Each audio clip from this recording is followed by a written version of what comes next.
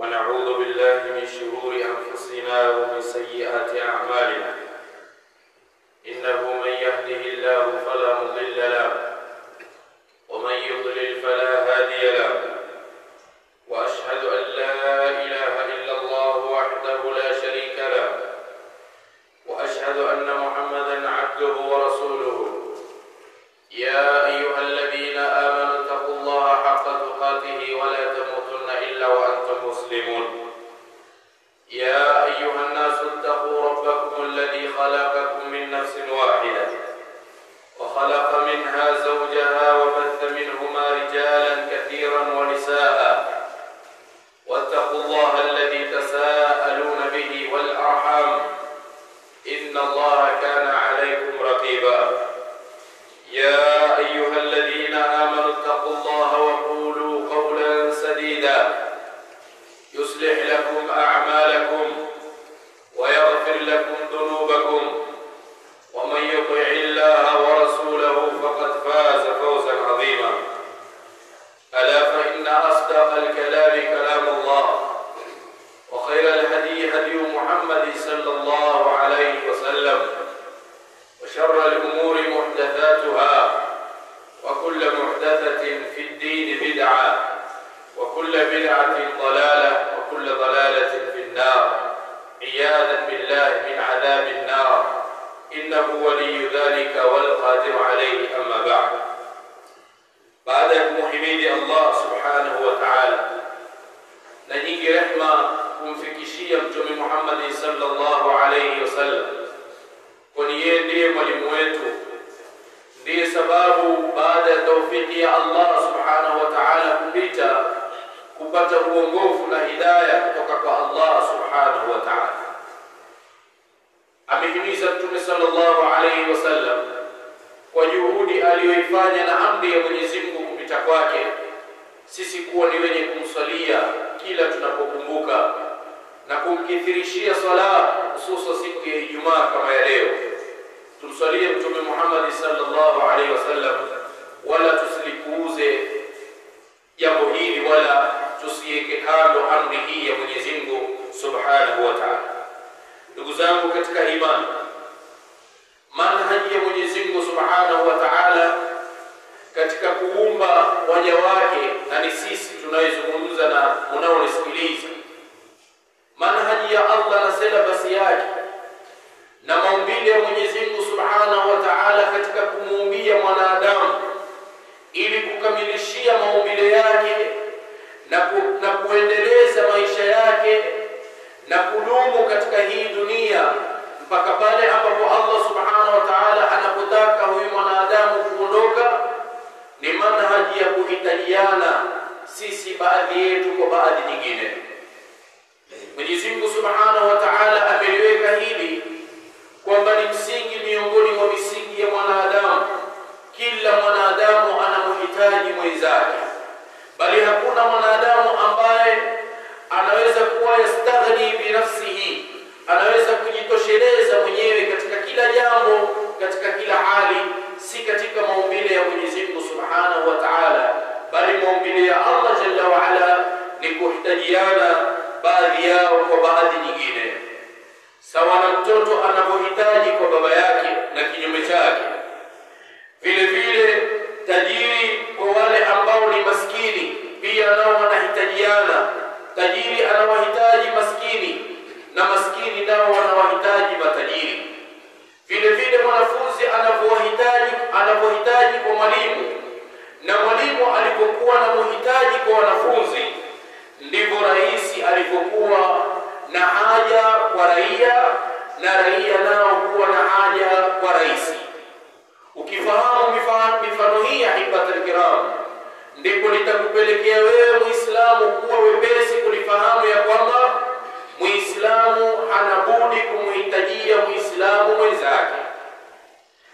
Ni rahisi mimi na yeye kuelewa na kufahamu udharura wa mtoto anapohitajia kwa baba yake au mtoto anapomhitaji baba, lakini huenda tukafahamu kwa ugumu sana na mbali sana ufahamu huu ukawa kufahamu kwamba Muislamu anamhitaji Muislamu mwenzake. Lakini ndio katika maumbile ya Allah subhanahu wa ta'ala alipoweka kila mmoja anamhitaji mwenzake. Muislamu hana budi kumhitajia Muislamu mwenzake, na Mwenyezi Mungu subhanahu wa ta'ala ameweka somo kubwa katika hukuku hitajiana. Miongoni mwa somo aliloliweka Allah jalla wa ala ni kwamba huduma yako wewe Muislamu kwa mwenzako yataka iwe ni kubwa zaidi kuliko kuhitaji wewe mwenyewe nafsi yako. Yani ile huduma ambayo Muislamu mwenzako anaihitaji kwako iwe ni kubwa zaidi kuliko ile ambayo wewe unaipata kila leo. Ndiyo maumbile ya Allah subhanahu wa ta'ala alipoumba. Angalia, Mwenyezi Mungu aliumba miembe. Nani mwenye uhitaji zaidi juu ya maembe kati ya muembe na watu na binadamu na wanyama wengine? Muembe unamea miembe, lakini yale maembe si uhitaji wa muembe. Hivyo ndivyo Allah subhanahu wa ta'ala alipojalia katika ng'ombe. Allah kajalia maziwa katika ng'ombe, lakini yale maziwa sio dharura sana kwa ng'ombe, lakini dharura na haja inaenda kwa asiyekuwa ng'ombe mwingine. Hii ndiyo mifano ambayo Allah subhanahu wa ta'ala ametuwekea katika hii dunia, kwamba dharura na haja anayohitaji Muislamu mwenzako iwe kubwa zaidi kuliko ile ambayo wewe unayoipata kila leo. Mwanadamu alipokuja duniani kujaribu kuondosha nidhamu hii na mpango huu kubadilisha, ndipo kukakithiri fujo na balaa, na ikawa wanadamu katika hii dunia hakuna uelewano kwa ujumla.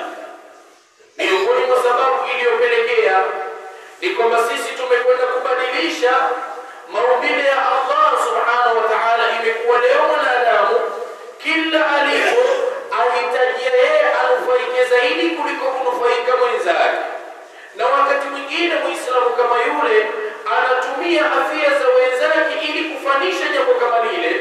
Baada dhalika, natija na faida kubwa inakwenda katika nafsi yake kuliko wale ambao yeye amewekwa kuwapatia haja zao na mahitaji yao kuyapata kwake. Wanadamu walipokwenda kubadilisha nidhamu hii, ndipo ikawa hakuna uelewano wa ibada, na hatutaelewana katika hii dunia ila an yarita Allahu al-ardha wa man 'alayha, mpaka ulimwengu uishe. Ni mpaka tuamue kurudi katika maumbile ya Allah subhanahu wa ta'ala, kwamba mwanadamu huduma anayoitoa iwe itaenda kwa wengine zaidi kuliko kurudia kwake yeye binafsi. Ndipo Allah subhanahu wa ta'ala akawasifu wahibata al-kiram, wema waliotangulia, na sifa ambayo ilikuwa ni qayyim katika maisha ya mwanadamu, pale aliposema wayukthiruna ala anfusihim walau kana bihim khasasa. Wema waliotangulia, miongoni mwa sifa zao zilikuwa wakiwahurumia sana wenzi wao, walikiwaonea sana huruma wenzao zaidi ya kuhitaji katika nafsi yake.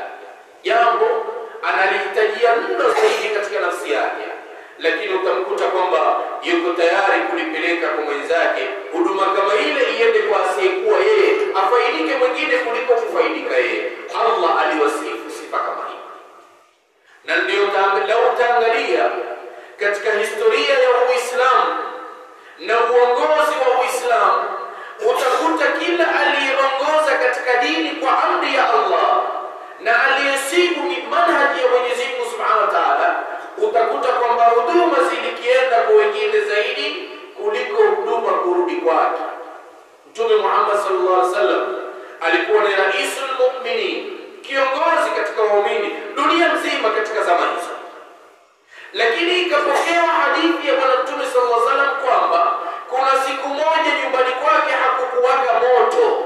Hivi rais wa ulimwengu nyumbani kwake isalifu kwamba leo hakutapikwa, ni kiongozi gani katika dunia litamtokea hilo? Hii ndiyo manhaji ya Allah subhanahu wa ta'ala alivyoiweka katika wanadamu. Sasa wanadamu walipokuja kubadilisha, ikawa kila mmoja anataka kufaidika yeye zaidi na wengine wasifaidike kabisa, ndipo jambo kama hili ya hifadhi al-kiram halitoata kuweka fujo katika maisha yetu, halitoata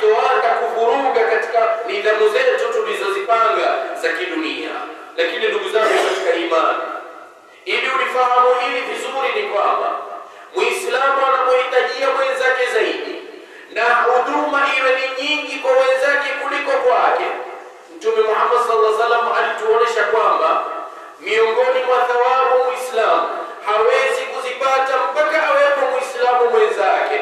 Yani kuna thawabu zimewekwa kwenye mikono ya Waislamu, huwezi kuzipata thawabu kama hizo mpaka urudi kwao.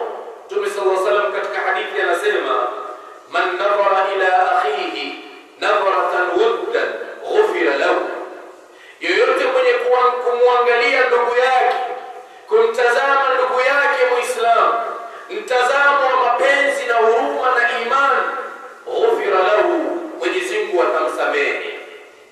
La wewe kupata msamaha ni mpaka umwangalie mwenzako, bimaana thawabu zile ziko kwa mwenzako, haziko kwako wala usipate mpaka ulifanye hilo. Na Mtume sallallahu alaihi wasallam akasema, tasafahu yadhhabu al-ghillu ankum tahabu wa tahabu tahadu. Mtume sallallahu alaihi wasallam katika hadithi anasema, tasafahu, peaneni mikono nyinyi Waislamu, salimianeni kwa mikono kisheria. Yadhhabu al-ghillu ankum, kinyongo na chuki na bughdha zitawaondokea tu kwa kupeana mikono na kusalimiana. Lakini kisha Mtume akasema, tahadu tahabu, peaneni tunu nyinyi Waislamu ili mupate kupendana. Ili upate mapenzi ya Waislamu wenzako ni mpaka uamue kumpea tunu, kumpea zawadi. Mambo kama haya yamewekwa kwa Muislamu mwenzako, huwezi kuyapata. Ndipo tukakariri kwamba Muislamu ana haja sana kwa Waislamu wenzake. Hakuna mwanadamu Muislamu hususan atakapokuwa ni mwenye kujimakini na kujiamini katika nafsi yake kwamba mimi sina dharura ya watu fulani, mimi sina dharura ya kina fulani, mimi sina haja ya watu fulani au na mkao fulani. Elewa kwamba Muislamu ana haja sana ya Muislamu mwenzake namna atakavyokuwa. Na katika hadithi nyingine Mtume sallallahu alaihi wasallam anasema, man zara maridan, yoyote mwenye kumtembelea mgonjwa. Angalia hapa haja ya Muislamu kwa Muislamu mwenzake imekwenda mpaka kwa aliyekuwa mgonjwa, sio aliyekuwa mzima tu anatembea kwa kuwa atakusaidia, atakuhifadhi, atakunusuru, atakufanya hivi. La, hata kwa Muislamu ambaye yuko mgonjwa bado pana haja zimewekwa kwake, lazima uzifikie. Mtume sallallahu alaihi wasallam asema katika hadithi, man zara maridan, yoyote mwenye kumtembelea mgonjwa, au akhallahu fillah, au ndugu yake kwa ajili ya Allah subhanahu wa ta'ala, natija yake itakayojitokeza, panaita mwenye kuita, kunadi mwenye kunadi kutoka mbinguni, maneno mazuri, maneno tamu yanayotoka kwa Allah subhanahu wa ta'ala, akimwambia tibta wa taba mamshaka wa tabawwa'ta min aljannati manzila. Haya maneno natija yake ya ibadatul kiram huyabati mpaka unapoamua kwenda kumtembelea ndugu yako, sawa sawa akiwa mzima au hata kama ni mgonjwa. Bado hatujaelewa ibadatul kiram udharura wa Muislamu kwa Muislamu mwenzake. Hadithi hii imepokewa na al-Imam Tirmidhi wa qala hadithun hasan, na akasema hadithi hii ni hasan.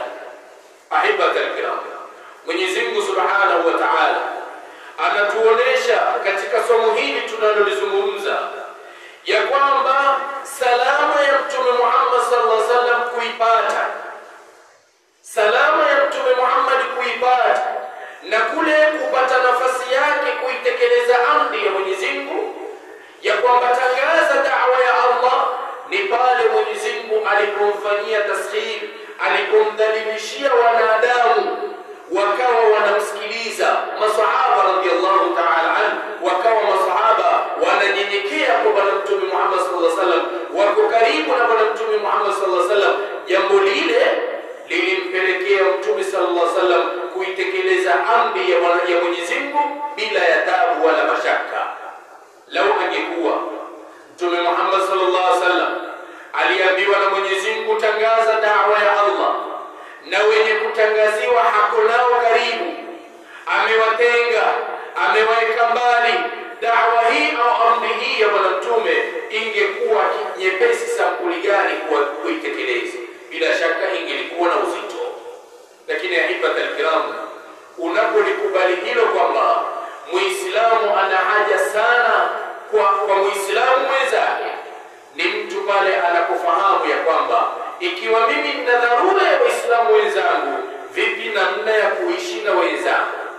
Tujifundisheni namna ya kuishi na wenzetu, hususan katika zama hizi ambazo amma albalwa fiha, balaa zimekithiri, lakini hatujaambiwa na sheria ya Mwenyezi Mungu kwamba tuwekeni vibaya vibaya, tuishini vibaya vibaya. Allah amekwambia kana Waislamu wenzako kwa uzuri, kana wenzako kwa tabia njema, kana utulivu kwa wenzako, hata kama kutapatikana challenge.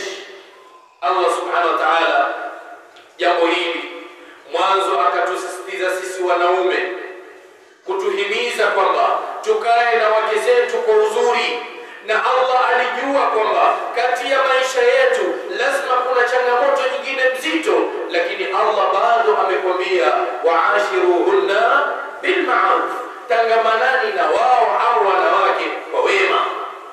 Ajua Allah kuna changamoto, ajua kuna shida, ajua kuna matatizo yatajitokeza katika ndoa, lakini bado amri ya Allah subhanahu wa ta'ala imekwambia wa'ashiruhunna bil ma'ruf, bado kana wao kwa wema.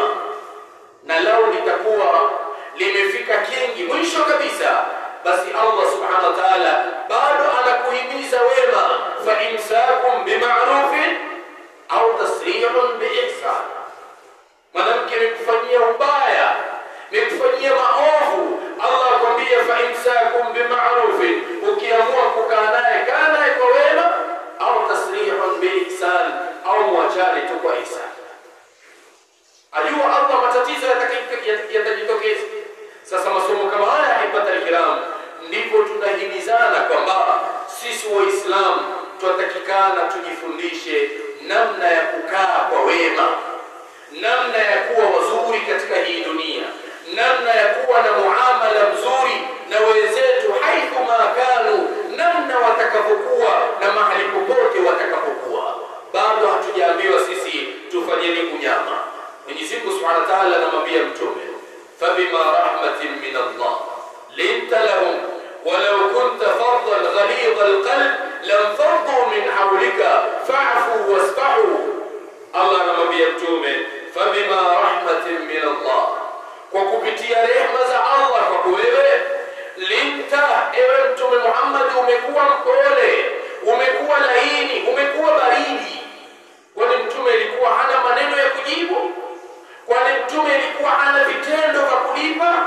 Kwani Mtume ilikuwa ameshindwa naye kufanya aliyokuwa amefanyiwa? La, lakini ni kwamba Mwenyezi Mungu alimsifu linta lahum, wewe Mtume umekuwa laini kwao, na akamwambia walau kunta faddan ghalidha alqalb lamfaddu min hawli, na lau ungekuwa wewe ni mshupavu, lau ungekuwa na tabia mbaya, wangekukimbia wote hao, na watakapokukimbia wewe ungelipata shida kuwatafuta na kuwalingania dini ya Allah, hali ya kwamba wao hawataki.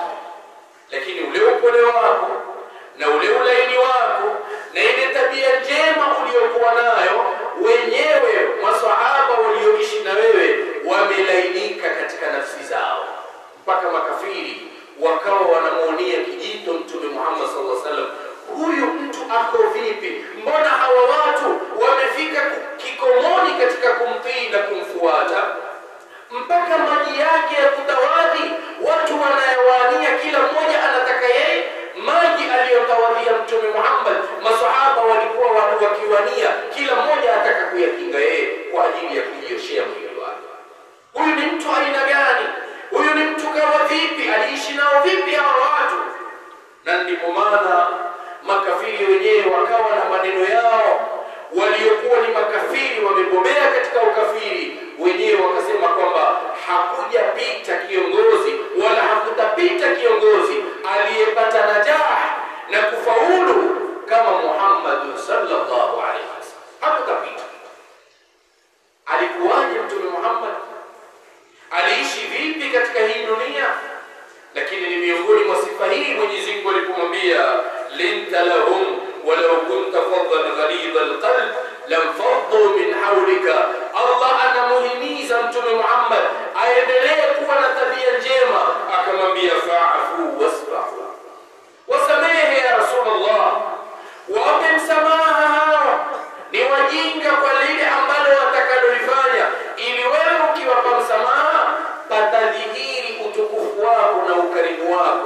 na ujinga wao utakuja kuonekana wazi wazi.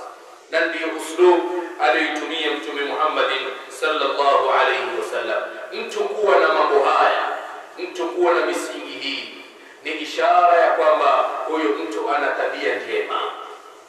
Mtume Muhammad alikuwa na tabia njema. Hakuna aliyekuwa na tabia ya kuridhisha iliyokubalika katika wanadamu hata kwa waliokuwa wakimpinga kama Mtume Muhammad sallallahu alayhi wasallam. Na tabia hizo mimi na yeye tunaweza kujilazimisha nazo na tukazipata kama si 100%, lakini 80 na 70 tutazipata. Lakini leo Waislamu wamekwenda kuweka kando sana tabia njema, wakaona kama kwamba la mtu kuishi katika tabia njema ni jambo tu la kimadaa na ni jambo la ziada tu, halina dharura yoyote.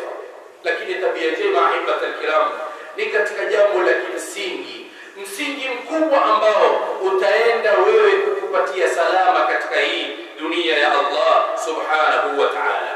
Mtume sallallahu alaihi wasallam katika hadithi anasema, aqrabukum minni manzila, yule ambaye atakayekuwa karibu na mimi, Mtume anasema yule ambaye atakayekuwa karibu na mimi kidaraja mbele ya Allah, ahasanukum akhlaqa, ni yule ambaye atakayekuwa na tabia njema. Hakusema Mtume sallallahu alaihi wasallam yule ambaye atakayekuwa karibu na mimi ni yule ambaye huswali sana, ni yule ambaye hufanya ibada sana, ni yule ambaye hufanya kadha. La, ahasanukum akhlaqa, ni yule ambaye kwenu nyinyi ana tabia njema. Mtume alikuwa na tabia njema na anatuhimiza na sisi tuwe na tabia njema, kwa sababu aliona kwamba hili ndilo jambo la kipekee litakwenda kushinda ulimwengu na walimwengu na malimwengu. Leo kila mmoja amethibitisha kwamba utajiri sio silaha ya kupigana duniani, nguvu sio silaha ya kupigana duniani, silaha sio silaha za kupigana duniani. Wangapi waliokuwa na utajiri, wana umuluku, lakini ameshindwa vita nyumbani kwake na mke wake? Wangapi waliokuwa na nguvu, kila amuonaye anataka kumpiga, lakini mtoto wake aliyomzaa baada ya miaka 20 akashindwa kummiliki, naye ana nguvu? Na ni nchi ngapi ambazo zimejimiliki, zimejiweka imara kwa silaha aina mbalimbali, na leo zinabomolewa na kuharibiwa? Kitu gani ambacho kitakuwa ndio silaha adhim ya kupigana na ulimwengu na walimwengu na malimwengu zaidi ya mtu kuwa na tabia njema? Kuwa na tabia njema ibatul kiram, ushinde ulimwengu. Kuwa na tabia njema ushinde walimwengu. Kuwa na tabia njema ushinde matokeo ya kidunia na ulimwengu. Mtume Muhammad sallallahu alaihi wasallam katika hadithi nyingine akasema, ittaqillah, muogope Allah, haithuma kunta, mahali popote ulipo, wa atbi'i sayyi'ata alhasana, na ufuatishe bovu lako ulilolifanya lifuatishe kwa lema. Tamhuha, litakuja kufutwa lile baya ambalo umelifanya baada ya jema. Wa khaliqin nasa bi khuluqin hasan, na utangamane na watu kwa tabia iliyokuwa ni njema. Shikamana na watu, ishi na watu kwa tabia njema. Mafhumu au logic ya Bwana Mtume sallallahu alaihi wasallam kutuambia tangamanani na watu kwa tabia njema, ili upate kuwashinda wale watu wanapokujilia na vishindo vyao, kwa sababu hakuna watu isipokuwa wana mambo yao wameyaweka. Ili wewe upate kushinda hivyo vita, shindana na wao, ishi na wao kwa tabia ambayo ni njema. Wa khaliqin nasa bi khuluqin hasan, tangamana na watu kwa tabia ambayo ni njema. Ahibatul kiram, nini tabia njema? Ni somo kubwa, hatuwezi kulifunua katika hutuba moja wala hutuba mbili kamwe, hata tukatumia hutuba 3. Lakini pana misingi ya ahibatul kiram sisi ni vyema kuifahamu katika kuishi na watu.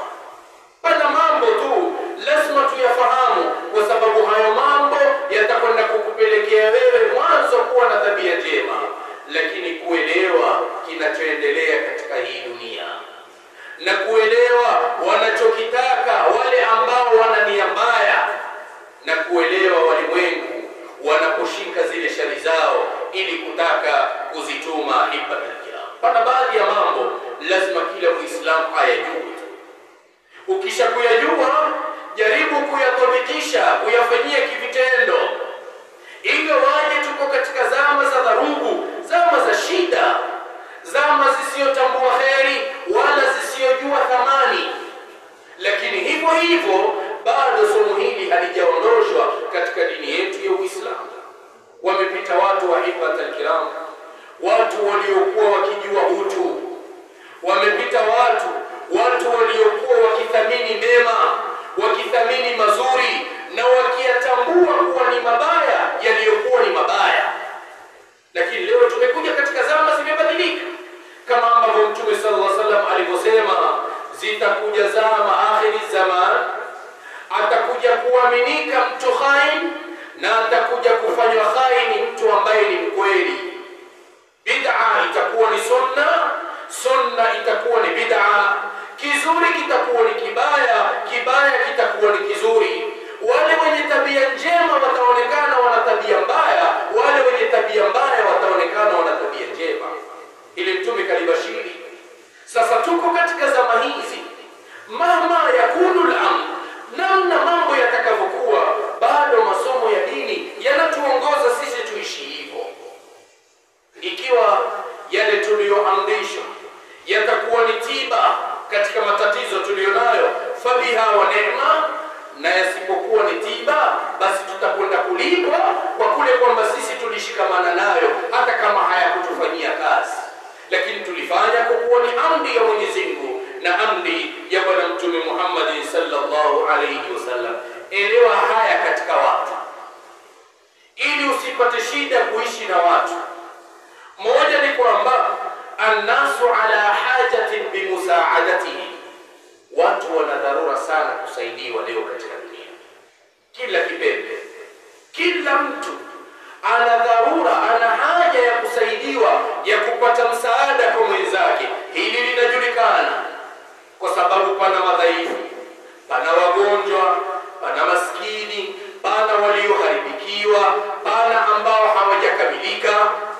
Hawa wote wanahitajia msaada, lakini hali ya kwamba pana watu wanahitajia msaada, lakini elewa upande wa pili, wasayuhajimunaka liannaka sa'adtahum, watakuja kukushambulia siku moja kwa sababu wewe umewasaidia. Hilo lielewe. Watu wana dharura kusaidiwa, watu wana haja kusaidiwa, lakini elewa kuna siku watakuja kukushambulia juu ya kwamba wewe umewasaidia. Tukua mfano tu wa karibu. Mtoto wako ilifika mahala ulimuona kwamba huyo mtoto mimi nikitomsaidia atakuja kufariki na atakuja kupomoka, atakuja kudhalilika katika maisha yake. Wewe kama mzazi ukatukua hatua, hata usiambiwe msaidie, ukaona tu huyo mtoto sasa anahitajia msaada, anahitajia kusoma, anahitajia kuangaliwa, anahitajia kutunzwa, anahitajia kulelewa, ukayafanya hayo kwa juhudi kubwa mno, ukayafanya hayo kwa kutumia nguvu nyingi sana. Lakini hakuna wazazi ambao leo wametolewa majumbani mwao na watoto wao hawa ambao waliwalea. Leo pana watoto wamewafukuza wazazi wao, ikawa wale wazazi hawafai kamwe kukaa pale ndani ya nyumba. Nakumbuka mtoto kama yule alivyohangaikiwa na mzazi wake na alivyofikishwa pale alipofikishwa. Lakini ikiwa huo mfano tunaweza kuona kwamba ni mfano tu wa kawaida, lakini kulikuwa kuna watu wa hibatul kiram katika hii dunia, hawana mbele, hawana nyuma, hawajui la kusi wala kaskazi, hawajui ulimwengu unavyoendelea, wao wako katika mihangaiko tu. Akatokea Msamaria, akatokea muhisani yule, akamshika mkono kijana yule au mtu yule, akamuelekeza mahala, akamuweka mahala ili apate kufarijika, ili apate kuwa mtu, ili apate kuelewa mambo, ili apate kuijua kazi, ili ije kumsaidia katika maisha mwake. Lakini wale waliofanya ihsani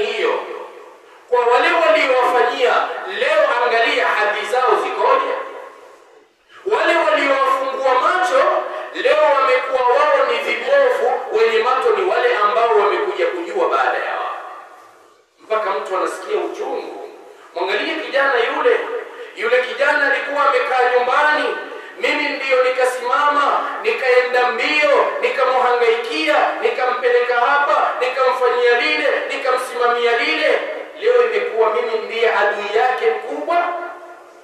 Mwangalie kijana yule alikuwa haelewi kazi, siku zote huenda baharini hajui la kufanya, siku zote huenda Goi hajui la kuelekeza, lakini tukamshika mkono, tukamfanya hivi.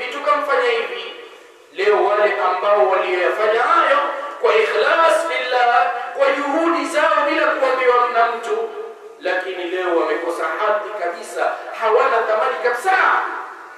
Ili elewa kwamba watu wana haja katika dunia, lakini juu ya kuwasaidia, elewa kwamba kuna siku watakuja kukushambulia, mashambulizi ya adui kwa adui mwenzake. Utashangaa mashambulizi haya yamekuja kwa njia gani? Malipo haya yamekuja kwa njia gani? Nimemfanya lipi kubwa mpaka ananifanyia haya? Faqis ala dhalika, lakini kisia na mifano mingine katika mlango huo. Jambo la pili, ahibatul kiram, annasu la yahtamuhum illa ala masalihihim. Katika kuishi na watu, elewa haya kwamba hawa watu wote hakuna anayeshughulika 100% au 99%, hakuna linalomshughulisha mtu zaidi ya maslahi yake mwenyewe binafsi. Elewa hilo katika maisha, kwamba hawa watu unaowaona hawa, 100% kubwa sana, kila mmoja anashughulika, linamtia umuhimu sana maslahi yake. Pindi maslahi yake yanapokuwa yanamwendea, mtu huyo ako tayari kufanya lolote na ako tayari kukufuata mahali popote utakapoenda na mahali popote utakapoingia. Alhasil, maslahi yake yanaenda. Lakini siku ambapo maslahi yake yatakwenda kinyume na matakwa yake, jua huyo mtu usimwamini hata kama ni mtoto wako. Jua huyo mtu usiwe na thamani tena, usiwe na hamu naye tena zaidi, hata kama ni mtu wako wa karibu. Jua atakupinga tu. Lakini siku atakapokuwa maslahi yake yanamwendea, lau kamwambia twende tukaibe, atakuwa yuko tayari kukusikiliza, kwa sababu kuna kitu pale atakipata. Hata kama utafanya jambo ambalo ni la kinyume na maadili na ni kinyume na dini, mtu kama yule uko tayari kukuhimilia. Unaweza kufanya jambo dhambi kubwa, matatizo makubwa, kasoro kubwa za wenzako, ukafanya makosa kama wewe ni bosi, ukatukua mali ya wenzako ukayamenya wewe, lakini maadamu huyu uliyeshikamana naye maslahi yake yako kwako, atakunyamazia. Dhulma za watu zimetukuliwa kwa kila mfanyikazi, zimekuja kuingia kwenye mfuko wake. Maadamu huyu aliyokuwa karibu atapata maslahi pale, lile jambo atalinyamazia. Lakini siku atakapoona yale maslahi yake hayaendi, wacha kuchukua haki za wafanyikazi wote, teleza, sikusema kusudi, teleza katika haki ya mtu mmoja, uangalie kishindo utakachokipata kwake. Na hivi ndivyo tunapopata taabu wa hiba. Pana watu wanajitokeza kwa nyuso za ukweli na ni waongo. Pengine siku zote aliishi na mtu na dhulma, wakifanya dhulma pamoja, hakuwahi kusema siku itakapokuwa ile dhulma na maslahi kama yale hayapati tena, leo ndio anataka kutangaza kwamba fulani ni dhalim, fulani hayumo, fulani ni mnafiki, fulani ni kadha wa kadha. Ataka kuyafichua yote yale yaliyopita siku za nyuma. Kwa nini usifichue kule ulipokuwa? Lakini elewa hili kwamba watu siku zote wanakimbia na kuhangaika kwenye maslahi yao binafsi. Ikiwa jambo mtu litampatia maslahi, hata kama ni la dini, uko tayari kulipinga maadamu litampatia maslahi. Lakini ikiwa halitompatia maslahi, utapata shida sana kuishi na mtu kama huyo na kumuita katika lile ulitakalo, hawezi kukusikiliza. Na ndivyo hivi tunavyotaabika leo. Pana watu wamechafuliwa, hawana sababu za kuchafuliwa, lakini tu paipu ile au ule mfereji ule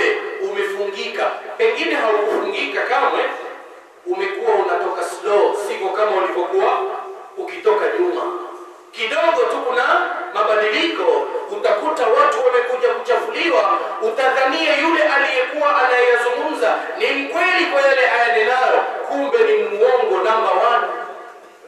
Ni kwa sababu kuna kitu kimefanyika pale, na lau yaregeshe maslaha, mtu kama yule atanyamaza.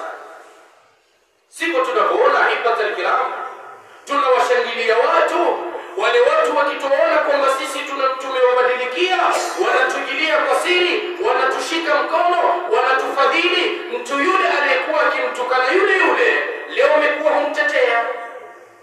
Imekuwaje? Jana alikuwa si Muislamu, leo ndio amekuwa Muislamu. Jana alikuwa hana tabia njema, leo ndio amekuwa na tabia njema. La, lakini ni kwamba masalih annas ala masalihihim, watu siku zote wataishi kulingamana na maslahi yao ambayo wanayoyapata. Maadamu wataendelea kupata maslahi yao, patafinikwa kila kitu kitafinikwa. Na siku yatakapoharifu maslahi, basi jua hakuna kitakachofinikwa hapo, kila kitu kitakuwa wazi tu. Na baadhi ya watu hawapimi mambo, huchukua maneno ya mtu kama yule kipindi kile, wasifikirie kwamba huyu aliishi naye miaka 10 na pana kesi kadha ya kwanza ilishikwa na kadha ilishikwa, lakini hakuwa mkali. Mbona amekuja kuwa mkali leo kwa hili? Annasu ala masalihi, watu siku zote wataishi kulingamana na maslahi yao. Ukifahamu misingi hii ya hibatul kiram na ukiitafutia tiba, huenda ukaishi na mwanadamu wa aina yoyote. Lakini msingi mwingine, ndugu zangu katika imani, annasu tahfadhu karahiyatun, annasu tahfadhu karahiyatun wa tansa alma'rufa. Wengi katika watu wana tabia ya kuhifadhi mabaya na kusahau mema. Wengi katika watu wana tabia kuhifadhi, kuyaekea tarehe na date. Anajua kosa hili lilifanyika tarehe kadha, siku kadha, mahali kadha, na alikuweko ni fulani, lakini jema lililofanyika kwake hilo si rahisi kulikumbuka.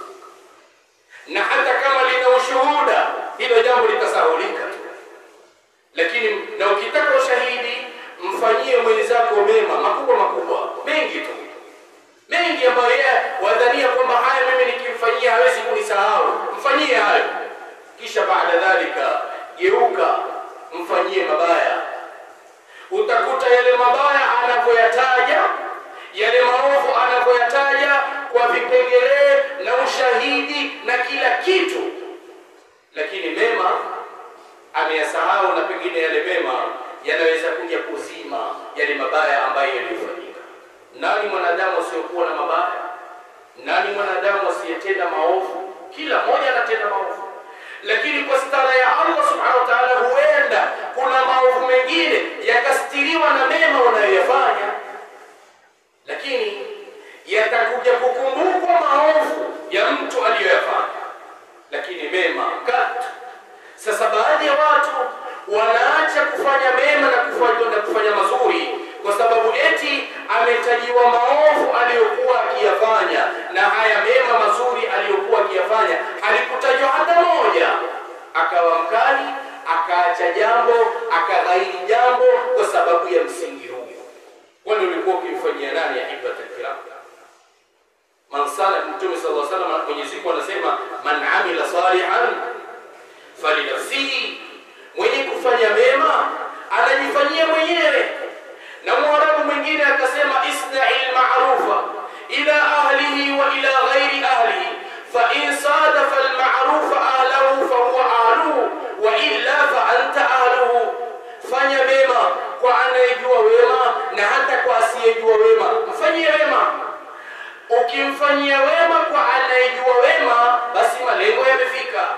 Na ikiwa wema ule umemfanyia ni mtu ambaye hajui wema, basi wema ule utakurejelea mwenyewe, faida yake utaikuta kwa Allah subhanahu wa ta'ala. Kwa hivyo ndugu zangu katika imani, elewa kwamba watu tahfadh karahiyat, wana tabia sana, ni wepesi sana na ni haraka sana kuhifadhi mabaya kuliko kuyahifadhi yaliyokuwa na mazuri.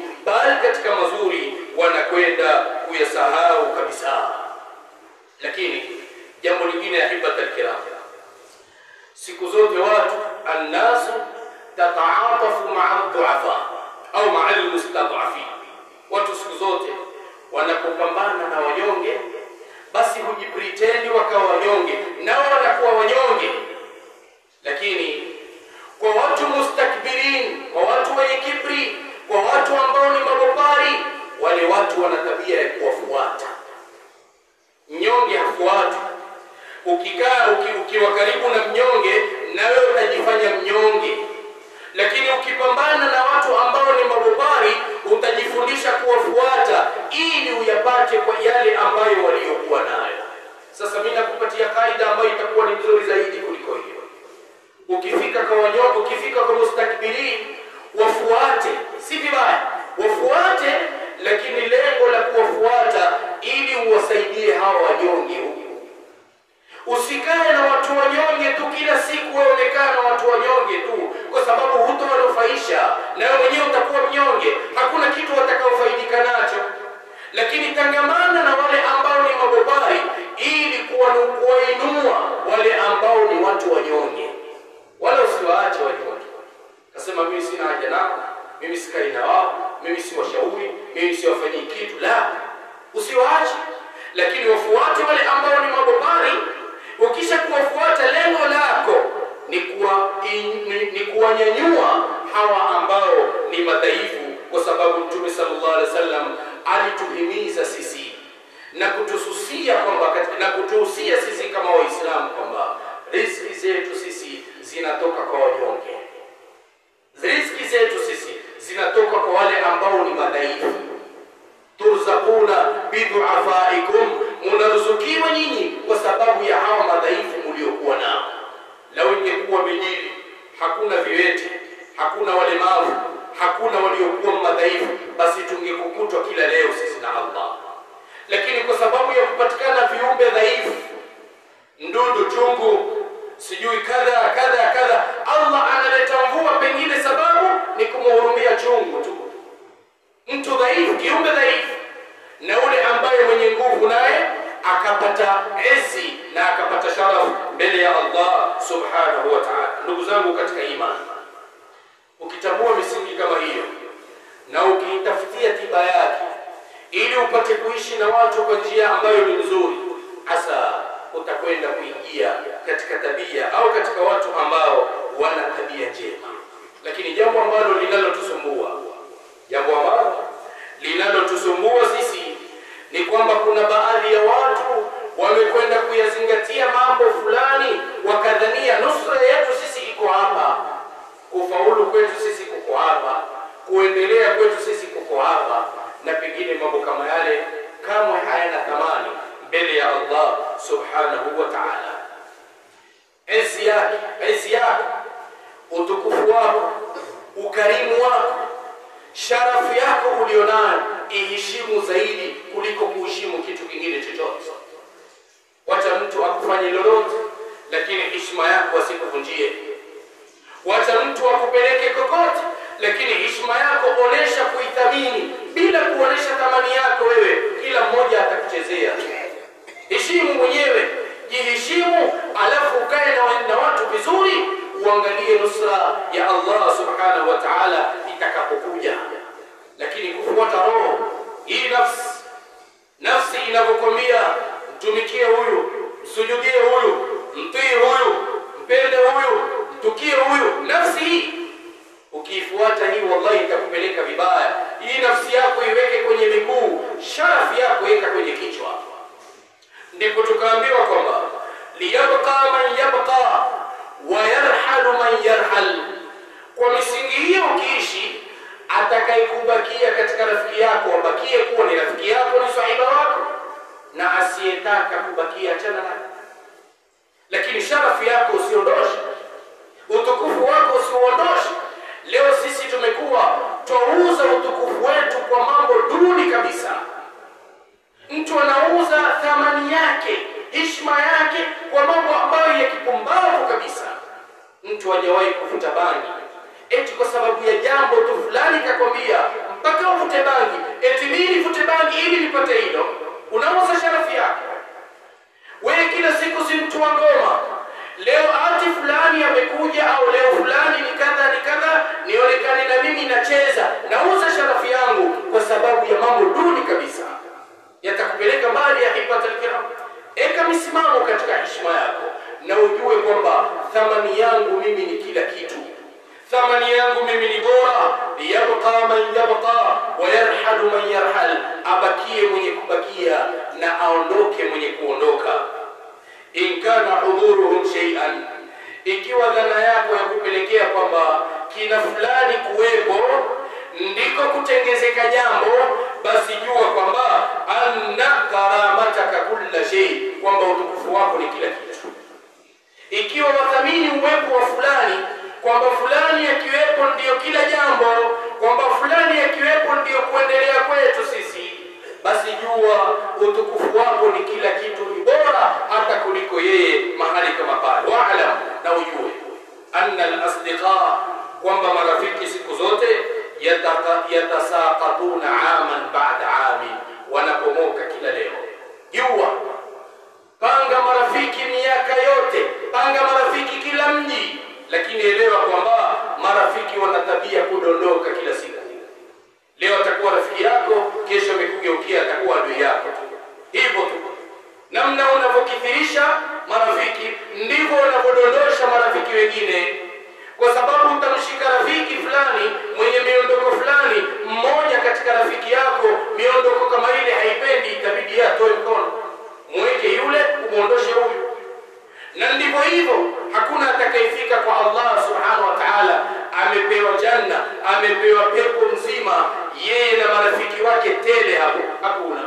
Ukifika kwa Allah, marafiki wake wawili au watatu, hao ni wengi sana. Na ilikuwaje nikabaki na marafiki watatu? Nimeishi miaka 80, mwisho marafiki wakawa ni watatu. Lakini al-asdiqa yatasaqatuna aman ba'da amin. Baadhi yao hao marafiki yasqutu min alqalbi, wanafutika kwenye moyo, wanaondoka kabisa kama kwamba walikuwa hawamo. Wa ba'dhum min adh-dhakira, na wengine wanasahaulika, unaosahau kabisa. Wa ba'd al-akhar yasqutu min al-aini, na wengine wanakupomokea kwa sababu hautawaona tena, waoni tena katika maisha yako. Hii wakati huo nudriku, tunajua anna saadata, kwamba utukufu wa mwanadamu laysat fi adadi al-asdiqa, hauko katika idadi ya marafiki.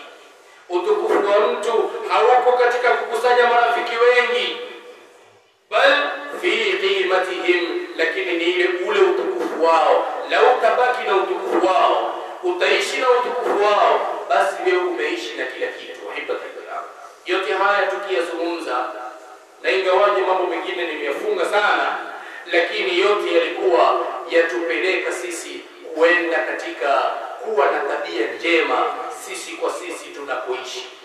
Lakini sio hilo tu, tuelewe pia kwamba mwanadamu ni mwanadamu, huishi na malaika, unaishi na kiumbe ambaye mapungufu tele, udhaifu mwingi wa kila leo. Unaishi na watu sampuli hiyo, vipi namna ya kuishi na umma kama huu? Wallahi, aliyekuwa na tabia njema leo akaweza kuishi na wenzake kwa njia nzuri, akiondoka wenzake wanamtaja kwa uzuri, wallahi huyu amepigana jihadi kubwa sana.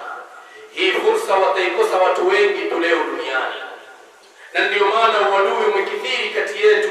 Kila mmoja anamfanyia mwenzake uadui, ni kuondosha tabia njema, ili ukiondoka uondoke hauna tabia njema, upate kuhasirika mbele ya Allah subhanahu wa ta'ala.